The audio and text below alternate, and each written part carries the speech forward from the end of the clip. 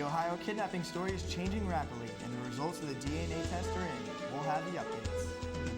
A woman has been found alive 2 weeks after the deadly building collapse in Bangladesh. More details ahead. The trial of Jodi Arias has reached a verdict. We'll give you more information about the case. And a taste of summer is coming to San Diego this weekend. I'll have your complete details. Newscene starts right now.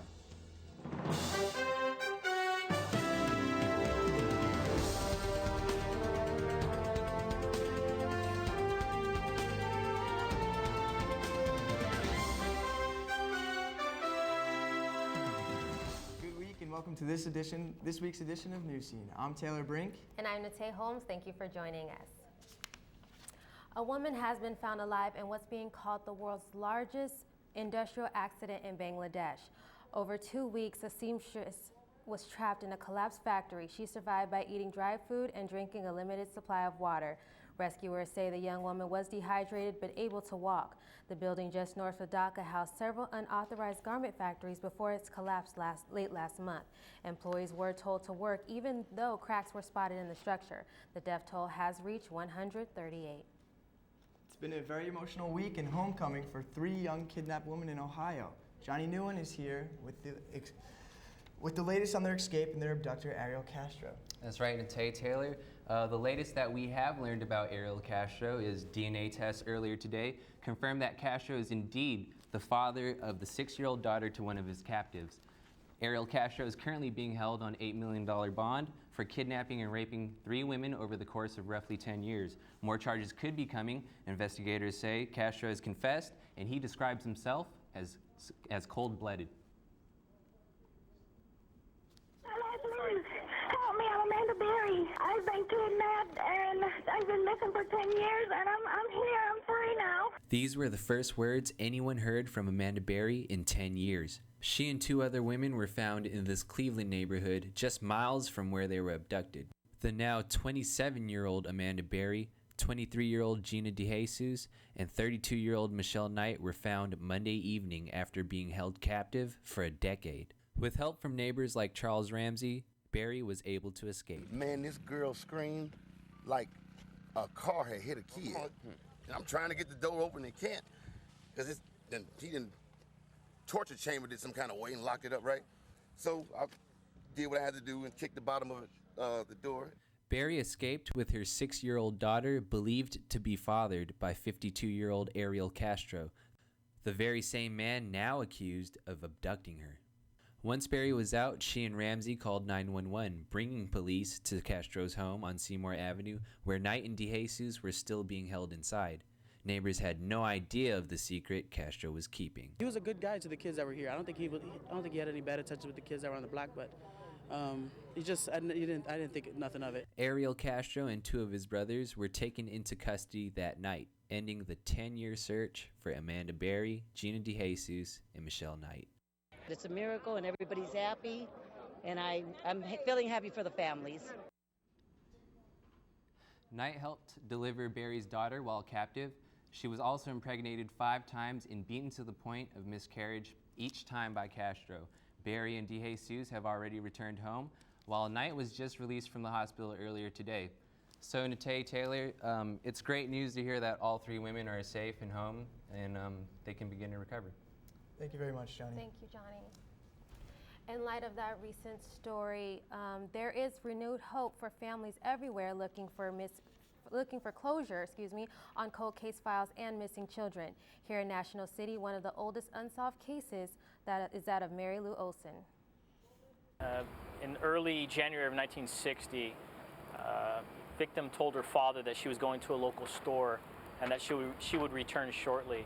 When she didn't return home, her father became worried. That is the last time she was seen alive. After a massive search, she was found dead 9 days later at Rosarito Beach. National City residents still remember the tragic event. So it's very stressful for all of us because we just couldn't believe that would happen to a child in our wonderful city of National City. Mary Lou Olson was laid to rest at Fort Rosecrans National Cemetery. Anyone with information on the case can call 619-336-4411. Saturday, May 25th is National Missing Children's Day. On that day, 34 years ago, 6-year-old Ethan Patz disappeared from his home in New York City. Missing Children's Day was established in his honor by President Reagan in 1983. Ethan Patz was never found, and this day of remembrance is to help all currently missing children find their way home. Peter Robbins, who was once the voice of Charlie Brown, was sentenced to a year in jail on Wednesday.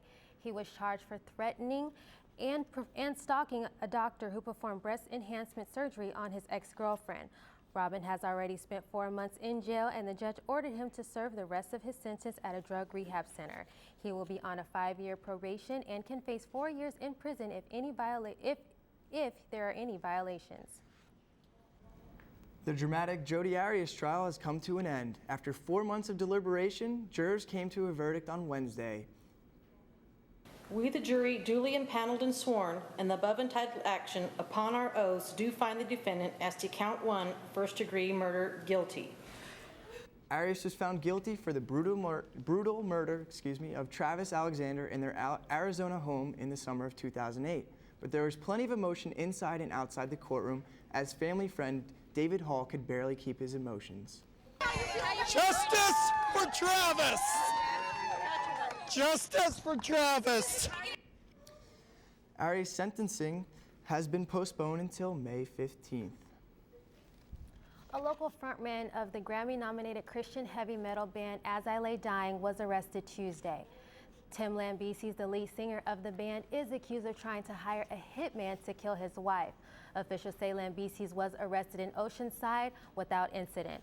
According to the San Diego County Sheriff's Department, Lambesis asked an undercover detective to murder his wife last week. Authorities have charged Lambesis with the solicitation of another to commit murder and conspiracy to commit a crime. Defense Secretary Chuck Hagel is outraged that the officer in charge of preventing sexual assaults in the Air Force is now accused of groping a woman. Police in Arlington, Virginia say Lieutenant Colonel Jeffrey Kowinski was drunk when he grabbed a woman's breast and rear end last week in a parking lot. She fought off Krasinski and called police. The 41-year-old Air Force veteran has been removed from his job while the case is under investigation. And the remains of slain Boston Marathon bombings suspect Tamerlan Tsarnaev has been buried. Police did not say where those remains lie, but they did say they are no longer in the city of Worcester.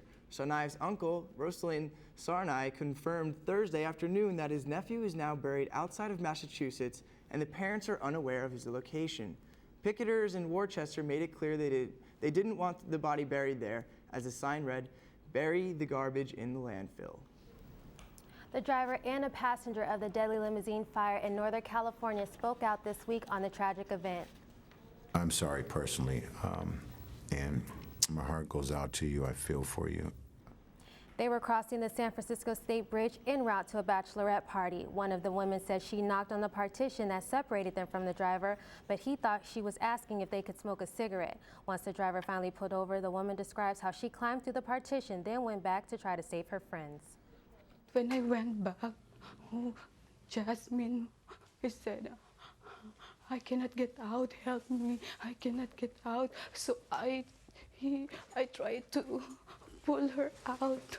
I tried to check if I can pull out one more, but it's already been dark. I can't see anything anymore. The bride-to-be and 4 others died in the fire. Police are still investigating the incident. So far, no charges have been filed. Find out where hundreds of San Diegans gather to practice an ancient and relaxing art form. The NHL playoffs are here and things are heating up on the ice. We'll tell you what teams are on a hot streak. The only thing more breathtaking than our national parks is the